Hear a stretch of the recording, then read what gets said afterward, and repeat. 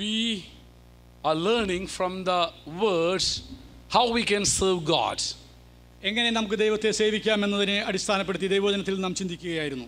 And we learned that we can serve him by obeying him. അവിടുത്തെ അനുസരിച്ചുകൊണ്ട് നമുക്ക് ദൈവത്തെ സേവിക്കാൻ കഴിയുമെന്ന് നാം പഠിച്ചു. And also we are learning the blessings of obedience. അനുസരണത്തിന്റെ അനന്തരഫലമായി നമ്മുടെ ജീവിതത്തിൽ വരുന്ന അനുഗ്രഹങ്ങളെക്കുറിച്ച് നാം പഠിച്ചുകൊണ്ടിരിക്കുകയാണ്. And this morning we are going to continue to meditate on the blessings of obedience. ഇന്ന് പകൽക്കാലവും അനുസരണത്തിന്റെ അനന്തരഫലമായി നമ്മുടെ ജീവിതത്തിൽ വന്നു ചേരുന്ന അനുഗ്രഹങ്ങളെക്കുറിച്ച് തുടർന്നും ചിന്തിക്കുവാൻ നാം ആഗ്രഹിക്കുന്നു. We learned four blessings that we get through obedience. അനുസരണത്തിന്റെ മുഖാന്തരമായി നമ്മുടെ ജീവിതത്തിൽ വന്നു ചേരുന്ന 4 അനുഗ്രഹങ്ങളെക്കുറിച്ച് നാം പഠിച്ചു കഴിഞ്ഞു. Number 1, the favor of God. ഒന്നാമതായി ദൈവത്തിന്റെ പ്രസാദം കടന്നു വരുന്നു. Number 2, the privilege to live or remain in the love of God. രണ്ടാമതായി ദൈവസ്നേഹത്തിൽ തുടരുവാനും അതിൽ തന്നെ അധിവസിക്കുവാനുമുള്ള ഒരു പദവി ദൈവം നമുക്ക് തരുന്നു. Thirdly, we get the protection of God. മൂന്നാമതായി ദൈവത്തിന്റെ സംരക്ഷണം നമ്മുടെ ജീവിതത്തിൽ വന്നു ചേരുന്നു. And fourthly, we learn that we get the provision of God when we obey him. നാലാമതായി നാം ദൈവത്തെ അനുസരിക്കുമ്പോൾ നമ്മുടെ സകല ആവശ്യങ്ങളെയും കരുതുന്ന ഒരു ദൈവത്തെ നാം പഠിച്ചു കഴിഞ്ഞു. This morning I would like to teach you about the next few more blessings that we get through obedience. അനുസരണത്തിന്റെ അനന്തരഫലമായി നമുക്ക് വന്നു ചേരുന്ന അല്പം അനുഗ്രഹങ്ങളെ കൂടി നാം തുടർന്നും ചിന്തിക്കുവാൻ ആഗ്രഹിക്കുകയാണ്. Fifthly, we get the peace of God. അഞ്ചാമതായി ദൈവത്തിന്റെ സമാധാനം നമ്മുടെ ജീവിതത്തിലേക്ക് വരുന്നു. Dear brothers and dear sisters, പ്രിയ സഹോദരി സഹോദരന്മാരെ, when we obey God, നാം ദൈവത്തെ അനുസരിക്കുമ്പോൾ we have peace with God and also we have the peace of God. ദൈവത്തോടുള്ള സമാധാനവും ദൈവത്തിന്റെ സമാധാനവും നമ്മുടെ ജീവിതത്തിലേക്ക് വരുന്നു.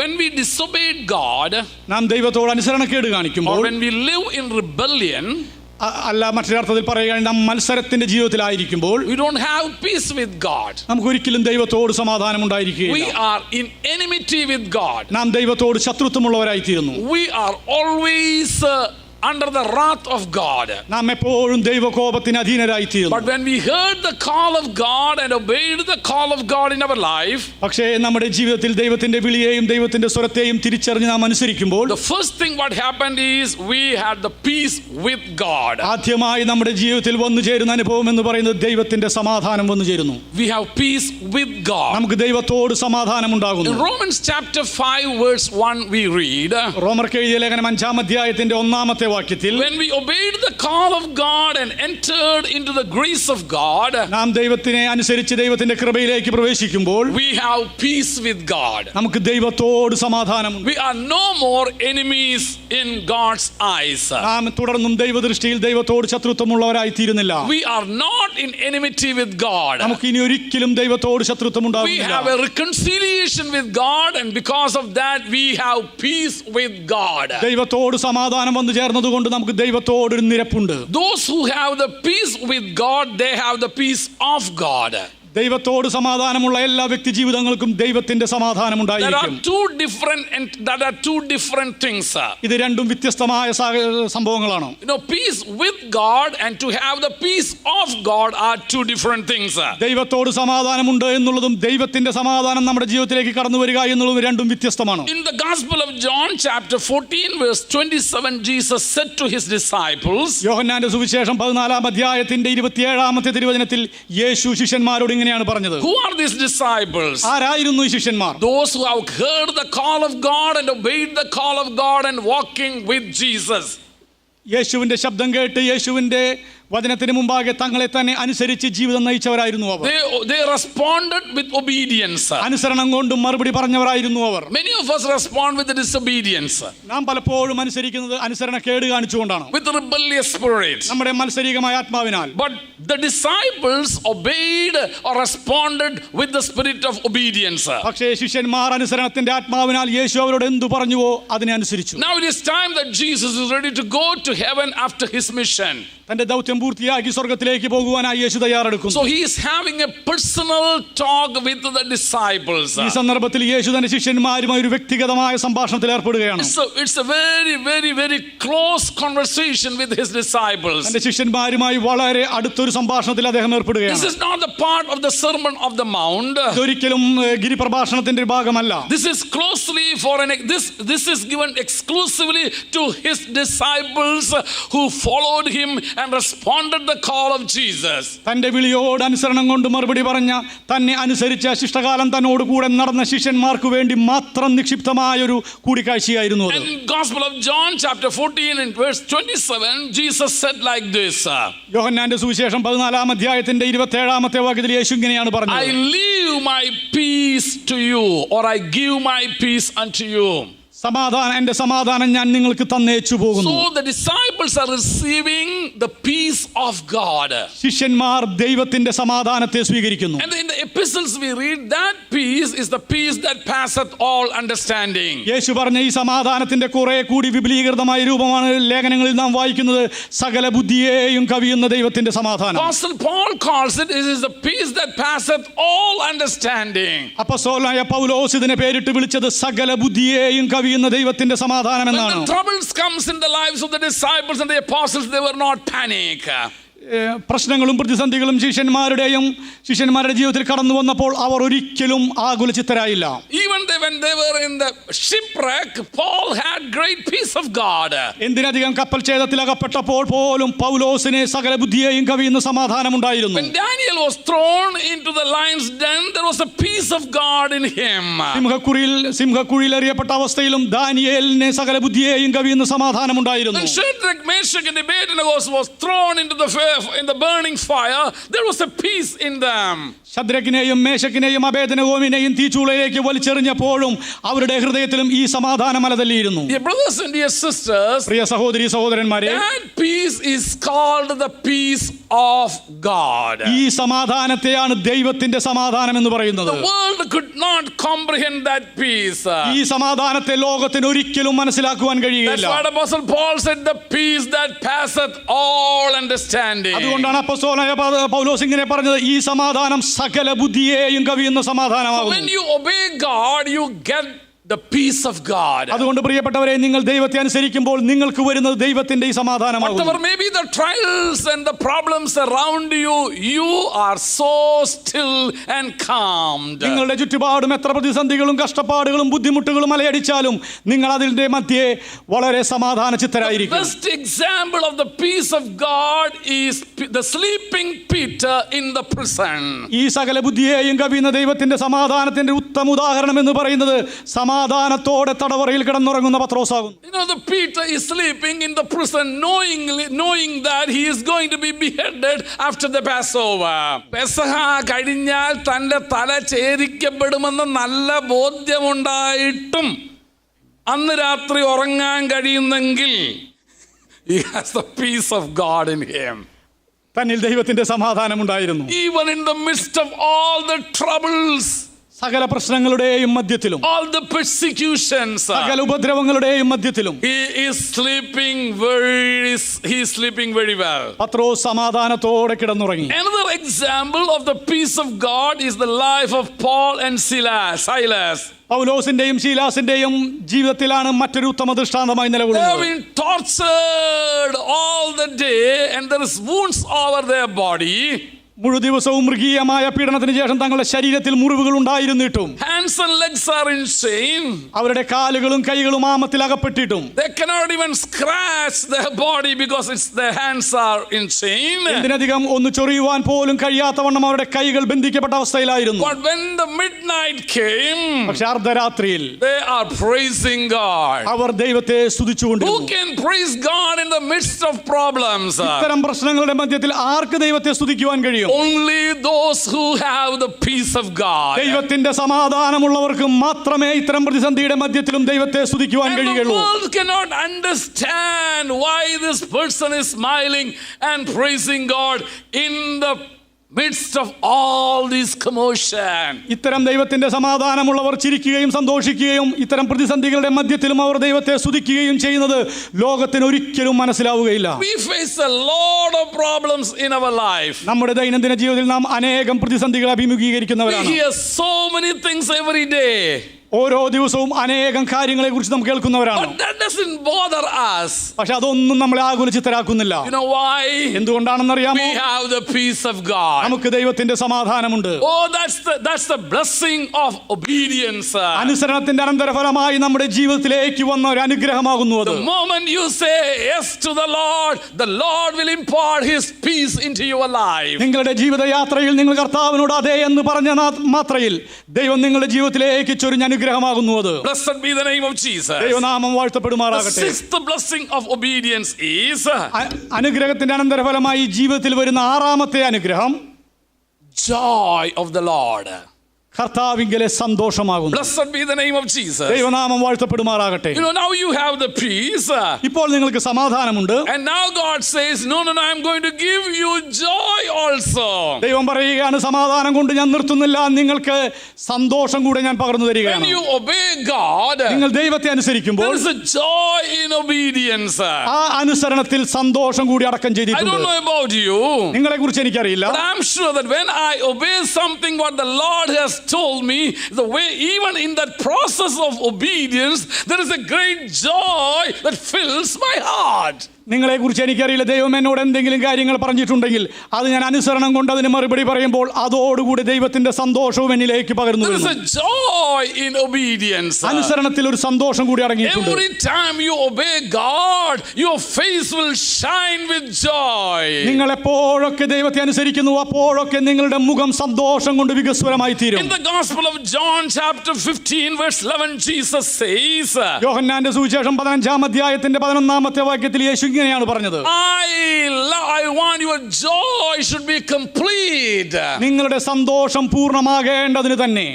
There is a completion of joy. അതുകൊണ്ട് പ്രിയപ്പെട്ടവരെ, സന്തോഷത്തിന് ഒരു പൂർണ്ണതയുണ്ട്. You know, when you obey God, there is joy in your life. നിങ്ങൾ ദൈവത്തെ അനുസരിക്കുമ്പോൾ നിങ്ങളുടെ ജീവിതത്തിൽ സന്തോഷം കടന്നു വരുന്നു. These things I have spoken unto you, that my joy might remain in you and your joy might be full. എന്റെ സന്തോഷം നിങ്ങളിൽ ഇരിക്കുവാനും നിങ്ങളുടെ സന്തോഷം പൂർണ്ണമാകുവാനും ഞാനിത് നിങ്ങളോട് So സംസാരിച്ചിരിക്കുന്നു. when you obey the word of God, നിങ്ങൾ ദൈവശബ്ദത്തെ when അനുസരിക്കുമ്പോൾ, you submit to the plan and purpose of God, ദൈവത്തിന്റെ ഉദ്ദേശത്തിനും ദൈവത്തിന്റെ ലക്ഷ്യത്തിനുമായി നിങ്ങളുടെ ജീവിതത്തെ നിങ്ങൾ വിധേയപ്പെടുത്തുമ്പോൾ hearts will be filled with the joy of God. നിങ്ങളുടെ ഹൃദയത്തിന്റെ അന്തരംഗം സന്തോഷം കൊണ്ട് നിറയുകയാണ്. The joy of the Lord is our strength. ദൈവത്തിങ്കലുള്ള സന്തോഷമാകുന്നു നമ്മുടെ ജീവന്റെ In ബലം. Acts chapter 8 verse 8 we read, അപ്പോസ്തല പ്രവൃത്തികൾ 8-ാം അധ്യായത്തിന്റെ 8-ാമത്തെ വാക്യത്തിൽ, when the Samaritans received the gospel through Apostle Philip, ഫിലിപ്പോസിലൂടെ ശമരിയക്കാർ ദൈവത്തിന്റെ സുവിശേഷം സ്വീകരിച്ചപ്പോൾ there was a great joy in that city. ആ പട്ടണത്തിൽ മഹാസന്തോഷമുണ്ടായി. The background of that is Philip went into Samaria Philipose ശമരിയയിലേക്ക് കടന്നുപോയി, and shared the gospel to the people. ജനങ്ങളോട് സുവിശേഷം പങ്കുവച്ചു, Preached about Jesus Christ. യേശുവിനെ കുറിച്ച് പ്രസംഗിച്ചു. The people in that Samaria received the word of God ശമരിയ പട്ടണത്തിലെ ജനങ്ങൾ ദൈവത്തിന്റെ വചനം ഏറ്റെടുത്തു, and obeyed the word of God. ദൈവത്തിന്റെ തിരുവചനത്തെ അവർ അനുസരിച്ചു. And now the Bible says ഇപ്പോൾ ദൈവത്തിന്റെ തിരുവചനം സാക്ഷ്യം there പറയുകയാണ്, was a great joy in that city. ആ പട്ടണത്തിലെ ജനങ്ങൾക്ക് മഹാസന്തോഷമുണ്ടായി. There was a great joy in the city. ആ പട്ടണത്തിൽ മഹാസന്തോഷമുണ്ടായി. Dear brothers and dear sisters, പ്രിയ സഹോദരി സഹോദരന്മാരെ, when you obey the word of God, നിങ്ങൾ ദൈവവചനത്തെ അനുസരിക്കുമ്പോൾ, when you respond to the plan and purpose of God with obedience, ദൈവത്തിന്റെ ഉദ്ദേശ ലക്ഷ്യങ്ങളോട് നിങ്ങൾ അനുസരണം കൊണ്ട് മറുപടി പറയുമ്പോൾ, there is joy in your life. നിങ്ങളുടെ ജീവിതത്തിൽ സന്തോഷം There ഉണ്ടാകുന്നു. will be great joy of the Lord. നിങ്ങളുടെ ജീവിതത്തിൽ കർത്താവിന്റെ മഹാസന്തോഷം കടന്നു വരുന്നു. You will be happiest, but you will be happier than any other people sitting around you. നിങ്ങളുടെ ചുറ്റുപാടുമുള്ളവരെക്കാൾ അധികമായി നിങ്ങൾ സന്തോഷിക്കുന്ന വ്യക്തിയായി തീരുന്നു. People may not understand why you are so happy in the midst of all these problems. ഇത്തരം പ്രശ്നങ്ങളുടെ മധ്യത്തിലും നിങ്ങൾ എന്തുമാത്രം സന്തോഷിക്കുന്നതിന്റെ കാരണം എന്തെന്ന് ഒരുപക്ഷെ മറ്റുള്ളവർക്ക് അറിയില്ല. Because our joy is the joy of the Lord. കാരണം നമ്മുടെ സന്തോഷത്തിന്റെ അടിസ്ഥാനം എന്ന് പറയുന്നത് കർത്താവിങ്കലെ സന്തോഷമാകുന്നു. The Bible says തിരുവചനം പറയുന്നു, Jesus endured the cross joyfully. സന്തോഷത്തോടെ യേശു ക്രൂശിനെ സഹിച്ചു എന്നാണ് തിരുവചനം In പറയുന്നത്. Hebrews chapter 12, that's what we read. എബ്രായ ലേഖനം 12-ാം അധ്യായത്തിൽ നാം അതാണ് വായിക്കുന്നത്. സാധിക്കുന്നത്. Jesus endured the cross joyfully. തന്റെ മുമ്പിൽ വെച്ചിരിക്കുന്ന ക്രൂശിനെ സന്തോഷത്തോടെ സഹിച്ചു Is എന്ന്. cross a joyful experience? പ്രിയപ്പെട്ടവരെ, ക്രൂശിന്റെ അനുഭവം സന്തോഷകരമായ അനുഭവമാണോ? Unto Jesus it was a joyful experience. യേശുവിനെ സംബന്ധിച്ചിടത്തോളം തീർത്തും സന്തോഷകരമായിരുന്നു. Why? എന്തുകൊണ്ട്? He knew that I am fulfilling the purpose of God. യേശു ഒരു കാര്യം ഉറച്ചിരുന്നു, താൻ ദൈവത്തിന്റെ പദ്ധതിയെ പൂർത്തീകരിക്കുകയാണെന്ന്. He knew that I am becoming the plan and part of God's mission. ദൈവത്തിന്റെ ദൗത്യത്തിന്റെ ഒരു ഭാഗമായി താൻ തീരുന്നു എന്ന പരമാർത്ഥം യേശു മനസ്സിലാക്കിയിരുന്നു. So cross was no more a burden to him. Cross was as a source of joy to him. അതുകൊണ്ട് യേശുവിനെ സംബന്ധിച്ചിടത്തോളം കുരിശ് ഒരിക്കലും ഭാരത്തിന്റെ ചിഹ്നമായിരുന്നില്ല, മറിച്ച് മഹാസന്തോഷത്തിന്റെ ഉറവയായി തീർന്നു. He could see something beyond the cross. കുരിശിനപ്പുറം ചിലതിനെ കാണുവാൻ യേശുവിന് കഴിഞ്ഞു. He could see something beyond the veil. തിരശീലയ്ക്കപ്പുറത്ത് ചിലതിനെ കാണുവാൻ യേശുവിന് സാധിച്ചു. Dear brothers and dear sisters, പ്രിയ സഹോദരീ when സഹോദരന്മാരെ, you see the ultimate plan and purpose of God in your life, you can endure everything joyfully. നിങ്ങളുടെ ജീവിതത്തോടുള്ള ബന്ധത്തിൽ ദൈവത്തിന്റെ ആത്യന്തിക ലക്ഷ്യത്തെ നിങ്ങൾക്ക് കാണുവാൻ കഴിയുന്നുവെങ്കിൽ സകലത്തെയും സഹിക്കുവാനും അതിലൂടെ സന്തോഷിക്കുവാനും നിങ്ങൾക്ക് സാധിക്കും. He got the joy through obedience. അനുസരണത്തിലൂടെ തനിക്ക് സന്തോഷം വന്നു. Blessed be the name of Jesus. ദൈവനാമം വാഴ്ത്തപ്പെടുമാറാകട്ടെ. And seventhly, ഏഴാമതായി, obedience brings deliverance from evil. സകല ദുഷ്ടശക്തികളിൽ നിന്നുമുള്ള വിടുതൽ അനുസരണത്തിന്റെ അനന്തരഫലമായി നമ്മുടെ ജീവിതത്തിലേക്ക് വരുന്നു. Protection and deliverance are two different things. സംരക്ഷണവും വിടുതലും രണ്ടാണ്. Hallelujah. Hallelujah. Protection is helping you, keeping you not being entering into evil things. ചീത്തയായതിലേക്ക് തിന്മയായതിലേക്ക് നിങ്ങളെ കടക്കുന്നതിൽ നിന്നും നിങ്ങളെ രക്ഷിക്കുന്ന പ്രക്രിയയാണ് സംരക്ഷണം എന്ന് പറയുന്നത്. But deliverance is different things. പക്ഷേ വിടുതൽ എന്ന് പറയുന്നത് അതിൽ നിന്നും വ്യത്യസ്തമാണ്. You are already in the trap. കാരണം നിങ്ങൾ ഇതിനോടകം തന്നെ കുഴിയിൽ അകപ്പെട്ട വ്യക്തിയാണ്. Already in a pit. നിങ്ങൾ ഇതിനോടകം തന്നെ കെണിയിൽ അകപ്പെട്ട വ്യക്തിയാണ്. But when you obey God, the angel of the Lord will come and set you free or deliver you from that situation. പക്ഷേ നിങ്ങൾ കാലാകാലങ്ങളിലായി ദൈവത്തെ അനുസരിക്കുമ്പോൾ നിങ്ങൾ അകപ്പെട്ടിരിക്കുന്ന കെണിയിൽ നിന്നും ഗർത്തത്തിൽ നിന്നും കുഴിയിൽ നിന്നും തന്റെ ദൂതന്മാർ കടന്നു വന്ന് നിങ്ങളെ വിടുവിക്കും. God sends his angels and delivers his people. ദൈവം തന്റെ ദൂതന്മാരെ അയച്ച് നിന്നെ ആ കുഴിയിൽ നിന്നും വിടുവിക്കും. Dear brothers and dear sisters, പ്രിയ സഹോദരീ സഹോദരന്മാരെ, there are so many examples in the Bible. Joseph was another best example where he experienced the deliverance of God from prison. ദൈവത്തിന്റെ വിടുതൽ അനുഭവിച്ചതിന്റെ ഏറ്റവും നല്ല ഉദാഹരണം എന്ന് പറയുന്നത് തടവറയിലായിരുന്ന യോസേഫ് തന്നെയാവുന്നു. Joseph was obedient to the plan of God. ദൈവത്തിന്റെ പദ്ധതിയോട് അനുസരണം കാണിച്ച വ്യക്തിയായിരുന്നു യോസേഫ്. Joseph was so obedient to the things that he received from God. He was obedient to the statutes and the commandments of God. ദൈവത്തിൽ നിന്നും താൻ പ്രാപിച്ചതിന് തക്കവണ്ണം ദൈവത്തിന്റെ കൽപ്പനകൾക്കും ദൈവത്തിന്റെ വിധികൾക്കും സമ്പൂർണ്ണമായ അനുസരണം കൊണ്ട് വിധേയത്വം കാണിച്ച വ്യക്തിയായിരുന്നു യോസേഫ്. He was യോസേഫ്. obedient to the conscience that God has put in him. തന്നിൽ ദൈവം ബലമേൽപ്പിച്ചിരിക്കുന്ന ബോധ്യത്തിന് തക്കവണ്ണം അനുസരണം കാണിച്ച വ്യക്തിയായിരുന്നു യോസേഫ്. And now because of that stand, he is in the prison now. തന്റെ ആ നിലപാട് മുഖാന്തരമായിട്ടാകുന്നു താൻ ഇപ്പോൾ കുണ്ടറയിലായിരിക്കുന്നത്. But God sent for this angel to deliver him from that situation. പക്ഷേ ദൈവം തന്റെ ദൂതന്മാരെ അയച്ച് ആ തടവറയിൽ നിന്നും തന്നെ വിടുവിച്ചു.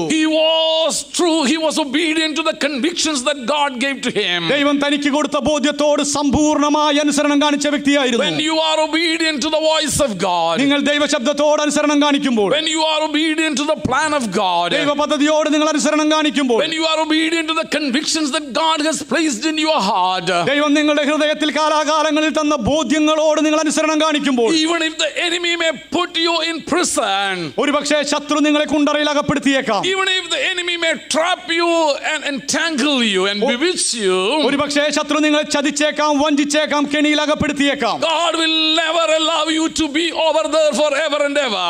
സദാകാലത്തേക്കും ആ അവസ്ഥയിൽ തന്നെ തുടരുവാൻ ദൈവം നിങ്ങളെ അനുവദിക്കുകയില്ല. He will send forth his angel. ദൈവം തന്റെ ദൂതന്മാരെ അയക്കുക തന്നെ He ചെയ്യും. will send forth his redeemer.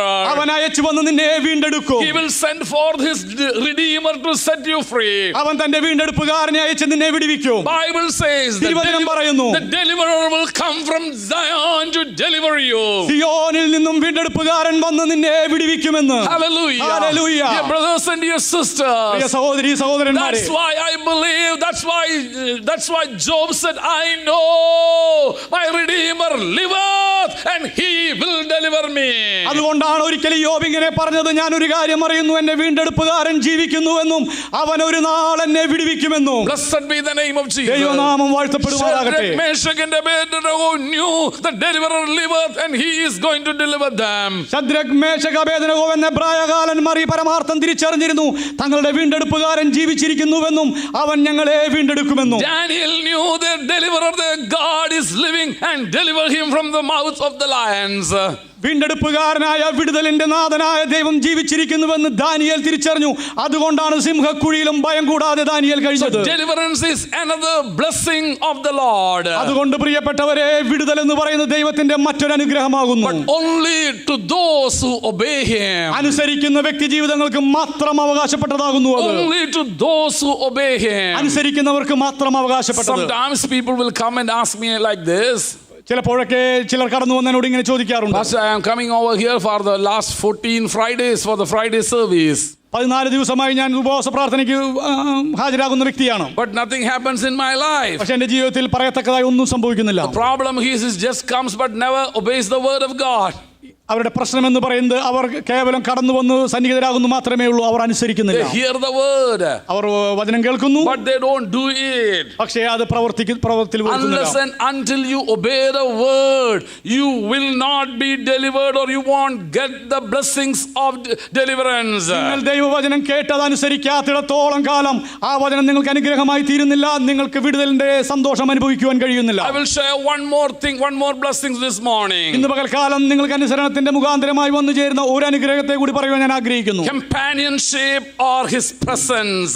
ദൈവത്തിന്റെ സന്നിധിയിലുള്ള സഖിത്വം നിങ്ങൾക്ക് ലഭിക്കുന്നു. Blessed be the name of Jesus. ദൈവനാമം വാഴ്ത്തപ്പെടുമാറാകട്ടെ. That is another blessing of obedience. അനുസരണത്തിന്റെ അനന്തരഫലമായി വന്നു ചേരുന്ന അടുത്ത അനുഗ്രഹം അതാകുന്നു. When you obey God, നിങ്ങൾ ദൈവത്തെ അനുസരിക്കുമ്പോൾ you get the companionship of God. നിങ്ങൾക്ക് ദൈവത്തിന്റെ സഖിത്വം ലഭിക്കുന്നു. He will abide with us. അവൻ നമ്മളോടുകൂടെ അധിവസിക്കുന്നു. His presence will be always with us. തന്റെ സാന്നിധ്യത്തിന്റെ മറവിൽ അവിടുന്ന് നമ്മെ മറയ്ക്കുന്നു. In the Gospel of John chapter 15 verse 14 we read, യോഹന്നാന്റെ സുവിശേഷം 15-ാം അധ്യായത്തിന്റെ 20-ാമത്തെ വാക്യത്തിൽ, his companionship is only to those who obey him. തന്നെ അനുസരിക്കുന്നവർക്ക് മാത്രമേ തന്റെ സഖിത്വമുള്ളൂ എന്ന് തിരുവചനത്തിൽ His പറയുന്നു. companionship is only for those who obey him.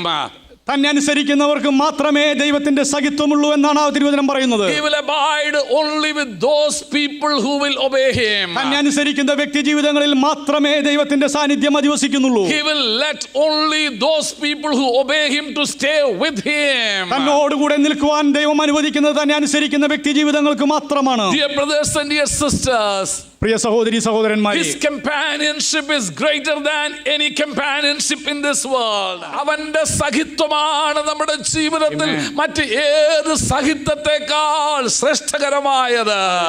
Blessed be the name of Jesus. ദൈവനാമം The വാഴ്ത്തപ്പെടുമാറാകട്ടെ. companionship of your husband will be till you die or he dies. നിന്റെ ഭർത്താവിന്റെ സഹിത്വം നിന്റെ മരണം വരെയോ അവന്റെ മരണം വരെയോ മാത്രമേ കാണത്തുള്ളൂ. It comes to an end right there. അതിനൊരു അവസാനമുണ്ട്. Maybe after 1 year or 3 years he will look another companion. ഒരു വർഷത്തിനോ അല്ലെങ്കിൽ 3 വർഷത്തിനോ ശേഷം അവൻ മറ്റൊരു വ്യക്തിയിൽ സഖിത്വം കണ്ടെത്തിയേക്കും. But dear brothers and dear sisters, പ്രിയ സഹോദരി സഹോദരന്മാരെ, here is the companionship of Jesus. ഇവിടെ ഇതാ യേശുവിന്റെ സഖിത്വം. What is his promise to us? നമ്മളോടുള്ള അവിടുത്തെ വാഗ്ദത്തം എന്താകുന്നു? I will never leave you nor forsake you. ഞാൻ ഒരു നാളും നിങ്ങളെ കൈവിടുകയില്ല, ഉപേക്ഷിക്കുകയുമില്ല. Even if your hairs may turn gray, he will never leave me nor forsake me. നിങ്ങൾ നരച്ചാലും ഞാൻ എന്റെ സഖിത്വം നിങ്ങളോടുള്ളത് വിട്ടുമാറുകയില്ല. His presence, his companionship is only for those who obey him and walk in obedience to him. സദാകാലത്തേക്കുമുള്ള ദൈവത്തിന്റെ ഈ സഖിത്വം അവകാശപ്പെടുന്നത് അവിടുത്തെ അനുസരിക്കുന്ന വ്യക്തി ജീവിതങ്ങൾക്ക് മാത്രമാകും. The best example I would like from the word is Enoch. ഏറ്റവും നല്ലൊരു ഉദാഹരണം തിരുവചനത്തിൽ ഞാൻ എടുത്തു കാണിക്കുവാൻ ആഗ്രഹിക്കുന്നത് ദൈവത്തോടൊപ്പം നടന്ന ഹാനോക്കിനെയാണ്. Enoch walked with God. ഹാനോക്ക് ദൈവത്തോടൊപ്പം നടന്ന വ്യക്തിയാകുന്നു. In other words, God walked with Enoch. വേറൊരു ഭാഷയിൽ പറയുകയാണെങ്കിൽ ദൈവം ഹാനോക്കിനോട് കൂടെ നടന്നു. When Enoch decided to serve God and obey him, ഹാനോക്ക് തന്റെ ജീവിത കാലയളവിൽ ദൈവത്തെ അനുസരിക്കുവാനും ശുശ്രൂഷിക്കുവാനും തീരുമാനിച്ചപ്പോൾ God decided to have companionship with Enoch. ദൈവം ഒരു കാര്യം ഉറച്ചു, ഞാൻ എന്റെ ദാസനായ ഹാനോക്കിനോടുകൂടെ സഖിത്വം സ്ഥാപിക്കും. Dear brothers and dear sisters, പ്രിയ സഹോദരി when സഹോദരന്മാരെ, you respond to the call of God with obedience, അനുസരണം കൊണ്ട് നിങ്ങൾ ദൈവവിളിയോട് പ്രതികരിക്കുന്നുവെങ്കിൽ His presence will be with you. തന്റെ സാന്നിധ്യം നിങ്ങളോട് കൂടെ ഉണ്ടായിരിക്കും. Wherever you go, നിങ്ങൾ എവിടെയൊക്കെ പോയാലും. you remember the last commandment given to his disciples. യേശു കർത്താവ് തന്റെ ശിഷ്യന്മാർക്ക് നൽകിയ അവസാനത്തെ കൽപ്പന എന്തെന്നറിയാമോ? Go and preach the gospel to every creature. സകല സൃഷ്ടികളോടും സുവിശേഷം പ്രസംഗിക്കുക. If you will do so, നിങ്ങൾ അങ്ങനെ ചെയ്യുന്നുവെങ്കിൽ, if you will obey that, നിങ്ങൾ അതിനനുസരിക്കുന്നുവെങ്കിൽ, behold, I am with you till the end of this world. കണ്ടാലും ലോകാവസാനത്തോളം എല്ലാ നാളും ഞാൻ നിങ്ങളോട് കൂടെയുണ്ട്. My presence will go with you. നിങ്ങളോട് കൂടെ എന്റെ സാന്നിധ്യം പുറപ്പെടും. I will never leave you nor forsake you. ഞാൻ നിങ്ങളെ ഒരു നാളും തള്ളിക്കളയുകയില്ല, If you ഉപേക്ഷിക്കുകയില്ല. obey my commandment and if you are willing to move out of your comfort zones and go to the uttermost parts of the world, my presence will go with you. എന്റെ വിളിയോട് അനുസരണം കാണിച്ചുകൊണ്ട് നിങ്ങൾ നിങ്ങളുടെ ജീവിതത്തിന്റെ സുഖശീതളിമയിൽ നിന്നും പുറത്തു വന്ന് ലോകത്തിന്റെ അറ്റത്തോളം എന്റെ സുവിശേഷവുമായി കടന്നു പോകുന്നുവെങ്കിൽ എന്റെ സാന്നിധ്യം നിങ്ങളോട് കൂടെയുണ്ട്. You know why we are going to Africa and Nepal? എന്തുകൊണ്ടാണ് നാം ആഫ്രിക്കയിലേക്കും നേപ്പാളിലേക്കും കടന്നു പോകുന്നത്? You know why we leave our comfort zones in Kerala and move to other countries and other states? നാം കേരളത്തിന്റെ സുഖശീതളിമയിൽ നിന്നും വിട്ടുപോയിക്കൊണ്ട് തീർത്തും ദുർഘടം പിടിച്ച ദുഷ്കരമായ മറ്റിടങ്ങളിലേക്ക് പോകുന്നതിന്റെ കാരണം അറിയാമോ? To obey his commandments, അവന്റെ കൽപ്പനയോടനുസരിക്കുന്നു. to obey his great commission. അവന്റെ മഹാദൗത്യത്തോട് അനുസരണം കാണിക്കുന്നു. And we know that once we do that, നമുക്കറിയാം ഒരിക്കൽ നാം അത് ചെയ്തു കഴിഞ്ഞാൽ we are not afraid to go into this foreign lands. നമുക്ക് ഈ അന്യദേശത്തേക്ക് കടന്നു പോകുന്നതിൽ തരിമ്പും ഭയത്തിന്റെ ആവശ്യമില്ല. We are not afraid to go into other cultures and to the people who speak other languages and eat different food. അന്യഭാഷ സംസാരിക്കുന്ന അന്യ സംസ്കാരത്തിന്റെ ഉടമയായിരിക്കുന്ന വ്യത്യസ്ത ഭക്ഷണ രീതിയിലുള്ള ജനവിഭാഗങ്ങളിലേക്ക് കടന്നു പോകുവാൻ നമ്മെ ഭയം അല്പം പോലും ഏശുന്നില്ല. You know why? എന്തുകൊണ്ടാണെന്നറിയാം? We have a great command, we have a great promise from him.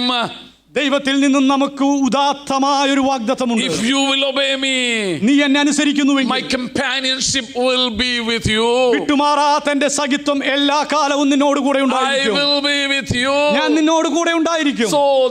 So the eighth blessing of obedience is his presence and his companionship. അതുകൊണ്ട് എട്ടാമത്തെ അനുസരണത്തിന്റെ അനന്തരഫലമായി വന്നു ചേർന്ന അനുഗ്രഹം എന്ന് പറയുന്നത് ദൈവത്തിന്റെ സഖിത്വവും ദൈവത്തിന്റെ സാന്നിധ്യവുമാകുന്നു. So when you obey God, you get the peace of God.